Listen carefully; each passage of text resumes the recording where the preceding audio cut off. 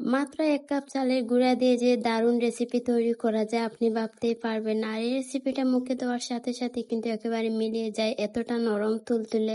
Hello everyone, আসসালামু আলাইকুম। সবাই কেমন আছেন? Welcome back to my channel বুড়ো আসাদে। আবারও নতুন একটা ভিডিও নিয়ে হাজির হয়ে গেলাম। আজ আপনাদের সাথে এমন একটি অসাধারণ ও লোভনীয় নাস্তার রেসিপি শেয়ার করতে যাচ্ছি, যা একবার দেখলে বা তৈরি করলে আপনার বারবার বানাতে ইচ্ছা করবে। মাত্র 1 কাপ চালের গুঁড়া দিয়ে যে এত দারুণ এবং সুস্বাদু একটা নাস্তা তৈরি করা সম্ভব, তা সত্যি না দেখলে কিন্তু বিশ্বাস করবেন না।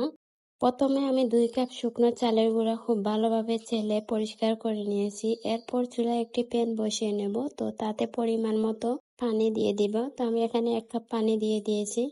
পানির মধ্যে আমি এখন দিয়ে দিলাম 1 চামচের মতো চিনি। তারপর দিয়ে দেব 1 চিমটি লবণ। এখন এগুলাকে আমি একটু 1 মিনিটের মতো নাড়াচাড়া করে ফুটিয়ে নিতে হবে। তো যারা এই পর্যন্ত আমার ভিডিওটা দেখে আসছেন কিন্তু একটা লাইক দিতে হয়তো বা ভুলে গেছেন, প্লিজ একটা লাইক দিয়ে আমার ভিডিওটা কন্টিনিউ করবেন। আপনার একটা লাইক আমাকে অনেকটা শেয়ারের কাজে সহযোগিতা করে। তো এই পর্যায়ে দেখুন খুব ভালোভাবে কিন্তু ফুটে উঠতেছে। তো এখন আমি যে শুকনো চালের গুঁড়া চেকে রেখেছিলাম তো সেগুলো দিয়ে দেব। চালের গুঁড়া দেওয়ার সাথে সাথে অনবরত কিন্তু নাড়তে হবে, যাতে কোনো ধরনের দলা পাকিয়ে না যায় বা পুড়ে না যায়। তো এটা কিন্তু 5 থেকে 7 মিনিটের মধ্যে আমি আগুনের আঁচটা একদম লো হিটে রেখেছি। এখন ভালো করে নাড়াচাড়া করে 5-7 মিনিটের মতো নিতে হবে। তো পানিটা কিছুটা পরিমাণে কম হয়েছিল, তো আমি আবারও একটু পানি দিয়ে দিলাম। তো সেটা অবশ্যই কুসুম গরম পানি দেওয়ার চেষ্টা করবেন। এই কুসুম গরম পানি এখানে অ্যাড করেছি। তো ভালো করে একটু 5-7 মিনিট এগুলোকে একটু ভালো করে নেড়ে ছেড়ে দিতে হবে। এই রেসিপিটা বানানোর জন্য বাড়তি কোনো ঝামেলার প্রয়োজন হয় না। ঘরের যে খুবই সাধারণ কিছু উপকরণ দিয়ে এটি ঝটপট তৈরি করে ফেলা যায়। আর এই নাস্তাটির সবচেয়ে বড় বৈশিষ্ট্য হলো মুখে দেওয়ার সাথে সাথেই কিন্তু এটি একদম তুলতুলে তুলার মতো হয়ে মিলিয়ে যায়। এর ভেতরটা যেমন অসম্ভব নরম এবং তুলতুলে, তেমনি স্বাদ এতটাই লোভনীয় যে ছোট থেকে বড় সবাই এটি ভীষণ পছন্দ করবে। এবার চুলা থেকে নামিয়ে গরম অবস্থাতেই কিন্তু হাত দিয়ে খুব ভালো করে এটি মেখে নিতে হবে। একটি সফট ও তুলতুলে ডো তৈরি করার জন্য এই ধাপটি খুবই গুরুত্বপূর্ণ। একটু ধৈর্য সহকারে সময় নিয়ে ডোটি ভালোভাবে মথে নিতে হবে। ডো যত মসৃণ ও নরম হবে, আমাদের আজকের এই রেসিপিটা ততটাই পারফেক্ট ও সুস্বাদু হবে। তো আমি একটু সময় নিয়ে কিন্তু খুব ভালো করে একটু মথে নিচ্ছি। যত সুন্দরভাবে এটা আপনি মাখিয়ে নেবেন তত কিন্তু আপনার পারফেক্ট হবে এই রেসিপিটা। আজ যারা আমার চ্যানেলে একদম নতুন তারা দ্রুত চ্যানেলটি সাবস্ক্রাইব করে পাশে থাকা বেল আইকনটি বাজিয়ে রাখুন, যাতে এমন সহজ ও দারুণ রেসিপির ভিডিও সবার আগে আপনার কাছে পৌঁছে যায়। আপনাদের একটি লাইক কমেন্ট আমাকে আরো নতুন নতুন ভিডিও বানাতে অনেক উৎসাহিত করে। তো আশা করি সবাই আমার পাশে থাকবেন ভালোবাসা নিয়ে। দেখুন কি দারুণ ভাবে একটা পারফেক্ট একটা ডো তৈরি হয়ে গেছে। এখন এই ডোটিকে আমি আরো 2 ভাগে ভাগ করে নেব। এরপর হাতের সাহায্যে লম্বা আকৃতি করে এটিকে আমি খুব ভালো করে মতে নেব।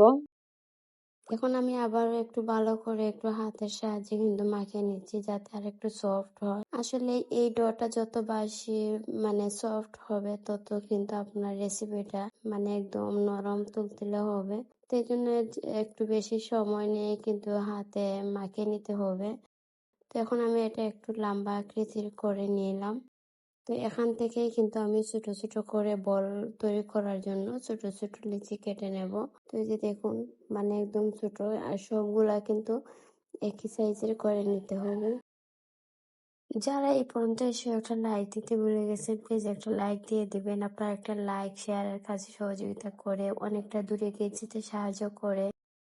তো আশা করি সবাই একটা লাইক দিয়ে আমার ভিডিওটা কন্টিনিউ করবেন। আর আমার এই রেসিপিটা কেমন হয়েছে অবশ্যই সেটা জানাতে ভুলবেন না, কারণ আপনার একটা কমেন্ট একটা লাইক আমাকে অনুপ্রাণিত করে আমাকে সামনের দিনে সুন্দর সুন্দর ভিডিও তৈরি করতে সাহায্য করে। তো এই যে দেখুন এইভাবে হাতের তালুতে নিয়ে কিন্তু শেপটা গোল করে নিতে হবে। তো আমি এক এক করে কিন্তু প্রত্যেকটা লিচিগুলো এভাবে বল আকৃতি করে তৈরি করে নেব। তো সবগুলা কিন্তু একই সাইজে করে নিতে হবে। এই নাস্তাটা এতটাই মজা যে আপনার পরিবারের বাচ্চা বলেন, আপনার পরিবারের সদস্যরা সবাই এতটা খুশি হবে খেয়ে, মানে আপনার প্রশংসায় সবাই পঞ্চমুখ হয়ে পড়বে। তো অবশ্যই আজই বাসায় ট্রাই করবেন আর কমেন্ট করে জানাতে ভুলবেন না কেমন হয়েছে আমার এই রেসিপিটা। সবসময় একই ধরনের নাস্তা কিন্তু কেউ পছন্দ করে না। তো মাঝে মধ্যে যদি এমন ইউনিক ইউনিক রেসিপি আপনি পরিবারের সাথে সদস্যদের সাথে শেয়ার করেন, তো তারা অনেক খুশি হবে এবং সবাই অনেক মানে খুশি হয়ে এই নাস্তাটা খাবে। তো এইভাবে অবশ্যই বাসায় ট্রাই করবেন। দেখুন কতটা সুন্দরভাবে কিন্তু বলগুলা তৈরি হয়ে গেছে। তো এগুলাকে আবার কিন্তু এখন আমি এগুলাকে রেসিপি তৈরি করার জন্য পরবর্তী ধাপে চলে যাব। তো এগুলাকে কিন্তু বেশিক্ষণ রাখতে হবে না, না হয় কিন্তু একদম শক্ত হয়ে যাবে। একটা প্যান বসিয়ে নিলাম, প্যানের মধ্যে আমি পরিমাণ মতো 2 কাপ পানি দিয়ে দেব। এই রেসিপিটা তৈরি করতে একদম তেলের প্রয়োজন হয় না। যারা ডায়েট করেন, যারা তেল একদম খেতে পারেন না, শরীরের জন্য ক্ষতিকর, তো তাদের জন্য কিন্তু এই রেসিপিটা আরো বিশেষ করে ভালো। তো যারা সুগার ভালোবাসেন না বা সুগারের সমস্যা হয়, তো তারা অবশ্যই এটা অ্যাভয়েড করতে পারেন বা অল্প পরিমাণ দিতে পারেন। এখানে আমি মানে 2টা এলাচ দিয়েছি, তারপর হচ্ছে 2 চামচের মতো চিনি দিয়েছি। তো চাইলে যারা ডায়েট করতেছেন তারা অল্প পরিমাণে দিতে পারেন। এখন আমি এগুলাকে একটু ভালো করে ফুটিয়ে নেব। তো যতক্ষণ পর্যন্ত না বলক উঠেছে ততক্ষণ পর্যন্ত এগুলোকে একটু মানে ফুটিয়ে নিতে হবে।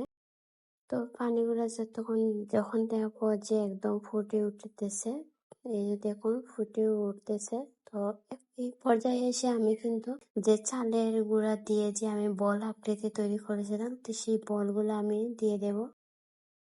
এখন এই বল দিয়ে আমি 5 থেকে 7 মিনিটের মতো এগুলোকে একটু মানে সেদ্ধ করে নেব।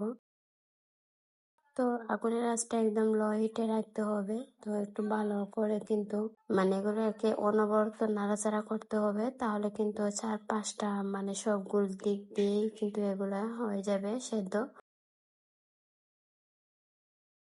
এখন আমি 1.5 চামচের মতো দুধ নিয়েছি একটা কাপে। তো সেগুলোকে পানি দিয়ে আমি একটু গুলিয়ে নিলাম, নিয়ে আবারও দিয়ে দিলাম।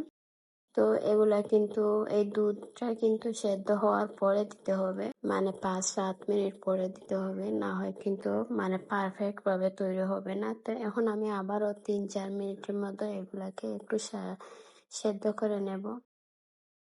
আবার কিন্তু অনবরত নাড়াচাড়া করতে হবে, যাতে মানে পুরোটা দিকেই কিন্তু এই রসের যে ইয়েটা আছে সেটা যেন একদম পারফেক্ট ভাবে কানেক্ট হয়। আমি একটু চেখে দেখতেছিলাম মিঠা কেমন হয়েছে। তো যার যতটুকু মিঠা পছন্দ ততটুকু দিবেন। আমি এখানে 2 চামচের মতো চিনি দিয়েছি। আপনি যদি মিঠাটা একটু বেশি পছন্দ করেন আপনি একটু বাড়িয়ে দিবেন, যারা ডায়েট করেন তারা একটু কমিয়ে দিবেন, সেটা আপনাদের কাছে অপশনাল। তো আমি ভালো করে একটু নাড়াচাড়া করে নিচ্ছি। তো ফুটে উঠলে কিন্তু আমি এগুলো নামিয়ে নেব। তো একদম ফুটে উঠতেছে পারফেক্ট ভাবে, কিন্তু এটা একদম জাল হয়ে গেছে। এখন আমি নামিয়ে নেব। চুলার আঁচটা একদম বন্ধ করে দেব আর এগুলাকে আমি একটু পরিবেশন করব আর তোমাদের সাথে শেয়ার করব। তো দেখুন কতটা লোভনীয় হয়েছে। এই নাস্তাটা কিন্তু আপনি গরম গরম খেতে পারবেন না, যত ঠান্ডা করে খাবেন, যদি পারেন 10-15 মিনিটের মতো একটু ফ্রিজে রেখে দিলেন, পরে খালেন, দেখবেন একদম এতটা টেস্ট, কলিজাটা একদম ঠান্ডা হয়ে যাবে। তো অবশ্যই ঠান্ডা করে খাবেন। তো এগুলাকে এখন আমি একটু ফ্রিজে রেখে দেব। ফ্রিজে রেখে দিলে কিন্তু আরেকটু আঠালো আঠালো হয়, একদম রসমালাইয়ের মতো, মানে এটা খেতে স্বাদ হয়। এতটা সুস্বাদু এই রেসিপিটা, আসলে আপনি তৈরি না করে না খেলে কিন্তু বুঝতে পারবেন না। বাসায় অবশ্যই ট্রাই করবেন আর পরিবারের সদস্যদের সাথে শেয়ার করবেন। তো আজকের মতো ভিডিওটা শেষ করে দেব। সবাই ভালো থাকবেন, সুস্থ থাকবেন। আল্লাহ হাফেজ, আসসালামু আলাইকুম।